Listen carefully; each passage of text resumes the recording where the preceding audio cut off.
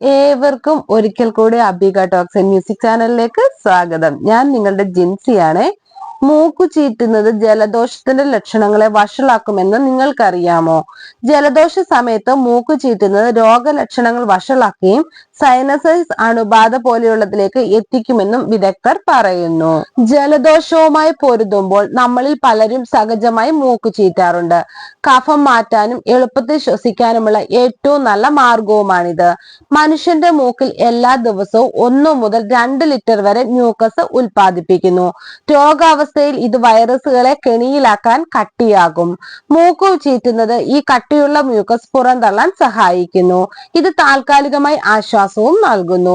മൂക്കു ചീറ്റുന്നത് നിങ്ങളുടെ ലക്ഷണങ്ങളെ കൂടുതൽ വഷളാക്കുകയും സങ്കീർണതയിലേക്ക് നയിക്കുകയോ ചെയ്യുമെന്നാണ് ആരോഗ്യ വിദഗ്ധർ മുന്നറിയിപ്പ് നൽകുന്നത്. മൂക്കു വളരെ ശക്തമായി ചീറ്റുന്നത് നിങ്ങളിൽ ചില പ്രത്യാഘാതങ്ങൾ ഉണ്ടാക്കും.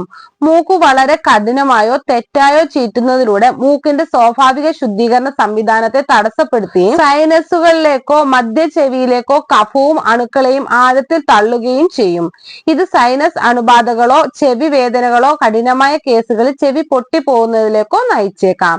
ഏഷ്യൻ ഇൻസ്റ്റിറ്റ്യൂട്ട് ഓഫ് മെഡിക്കൽ സയൻസിലെ സീനിയർ കൺസൾട്ടന്റും ENT മേധാവിയുമായ ഡോക്ടർ സ്പാനിൽ എന്താണ് പറയുന്നതെന്ന് നോക്കാം. ശക്തമായി ചീറ്റുന്നത് നേസൽ ഭാഗങ്ങളിൽ ഉയർന്ന മർദ്ദം സൃഷ്ടിക്കുന്നു. ഇത് കഫം തെറ്റായ ദിശയിലേക്ക് നീങ്ങാൻ ഇടയാകുന്നു. പുറന്തള്ളുന്നതിന് പകരം ഇത് സൈനസിലേക്കോ ചെവിയിലേക്കോ ആഴത്തിൽ സഞ്ചരിക്കുകയും വഷളാകുകയും അസുഖം നീണ്ടു നിൽക്കുകയും ചെയ്യും. 2 നാസാരന്ധ്രങ്ങളുടെ ഒറ്റയടിക്ക് ചീറ്റുന്നത് സൈനസ് മർദ്ദം വർദ്ധിപ്പിക്കുകയും അസ്വാസ്ഥ്യത്തിന് ഇടയാകുകയും ചെയ്യുന്നു. ഒരു സമയത്ത് ഒരു മൂക്ക് മൃദുവായി ചീറ്റുക എന്നത് ശരിയായ മാർഗം. ന്യൂഡൽഹി ആസ്ഥാനമാക്കിയുള്ള പൾമനോളജിസ്റ്റും അലർജി സ്പെഷ്യലിസ്റ്റുമായ ഡോക്ടർ വിഭു കാവത്ര പറയുന്നു.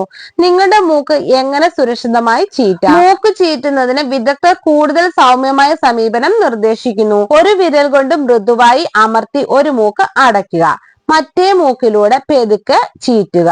നിങ്ങളുടെ മൂക്കിനുള്ളിൽ വളരെയധികം ബുദ്ധിമുട്ടുകൾ അനുഭവപ്പെടുന്നുണ്ടെങ്കിൽ കഫം അയവുള്ളതാക്കാൻ ഒരു സലൈൻ സ്പ്രേ ഉപയോഗിക്കുക, അല്ലെങ്കിൽ ആവി പിടിക്കുക. വൃത്തിയാക്കിയതിന് എതിർവശത്തിലുള്ള മൂക്കിൽ ഒരു വിരൽ വെക്കുക. വായു പുറത്തേക്ക് പോകാതിരിക്കാൻ അത് പെതുക്കെ അടയ്ക്കുക. തുടർന്ന് ലക്ഷ്യമാക്കിയ മൂക്കിലൂടെ വായുവും മൂക്കസും പുറന്തള്ളാൻ മൃദുവായി ചീറ്റുക.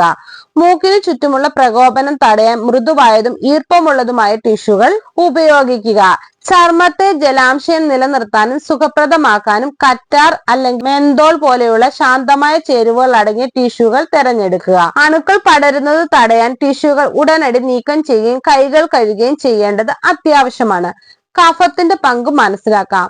നിങ്ങളുടെ ശ്വസന വ്യവസ്ഥയെ സംരക്ഷിക്കുന്നതിൽ കഫം നിർണായക പങ്ക് വഹിക്കുന്നുണ്ട്. ബാക്ടീരിയ, വൈറസുകൾ, പ്രകോപനങ്ങൾ എന്നിവയെ കെണിയിൽ പിടിക്കുന്ന പ്രതിരോധത്തിന്റെ ആദ്യ നിരയായി കഫം പ്രവർത്തിക്കുന്നു. തുമ്മലോ ചുമയോ പോലുള്ള സ്വാഭാവിക പ്രക്രിയയിലൂടെ രോഗാണുക്കളെ നിർവീര്യമാക്കുകയും അണുക്കളെ പുറന്തള്ളാൻ സഹായിക്കുകയും ചെയ്യുന്ന രോഗപ്രതിരോധ തന്മാത്രകളും ഇതിൽ അടങ്ങിയിരിക്കുന്നു. ജലദോഷ സമയത്ത് അമിതമായ കഫം ഉൽപാദനമാണ് വൈറസിനെ പ്രതിരോധിക്കാനുള്ള ശരീരത്തിന്റെ മാർഗം. എന്നിരുന്നാലും തെറ്റായി മൂക്ക് ചീറ്റുന്ന വിദ്യകൾ ഈ പ്രതിരോധ സംവിധാനത്തെ തടസ്സപ്പെടുത്തും. ഇത് മൂക്കിൽ നിന്നും രക്തസ്രാവം അല്ലെങ്കിൽ ദ്വിതീയ അണുബാധകൾ പോലെയുള്ളവയെ സങ്കീർണതയിലേക്ക് നയിച്ചേക്കാം. ഒരു പക്ഷേ തൽക്ഷണ ആശ്വാസം അനുഭവിക്കാൻ നിങ്ങളുടെ മൂക്ക് ആക്രമണാത്മകമായി വീശുന്നത് പ്രലോഭിപ്പിക്കുന്നതാണെങ്കിലും അങ്ങനെ ചെയ്യുന്നത് നല്ലതിനേക്കാൾ കൂടുതൽ ദോഷം ചെയ്യും. മൃദുലമായ സാങ്കേതിക വിദ്യകൾ ഉപയോഗിക്കുകയും നിങ്ങളുടെ ശരീരത്തെ സ്വാഭാവിക പ്രതിരോധത്തെ പിന്തുണയ്ക്കുകയും ചെയ്യുന്നത് നിങ്ങളുടെ ലക്ഷണങ്ങളെ വഷളാക്കാതെ വേഗത്തിൽ സുഖം പ്രാപിക്കാൻ നിങ്ങളെ സഹായിക്കും. ഓർക്കുക, നിങ്ങളുടെ മൂക്ക് സ്വയം വൃത്തിയാക്കാൻ രൂപകൽപ്പന ചെയ്തിട്ടുള്ളതാണ്. ഈ കുഞ്ഞു വീഡിയോ പൊതുജനങ്ങൾക്കായി ഷെയർ ചെയ്യുക. നിങ്ങൾക്ക് ഈ വീഡിയോ ഇഷ്ടമായാൽ ലൈക്ക് ചെയ്യുക, ഷെയർ ചെയ്യുക, എന്റെ ചാനൽ സബ്സ്ക്രൈബ് ചെയ്യുക. മറ്റൊരു വീഡിയോയുമായി വീണ്ടും കാണാം. ബൈ. Thank you.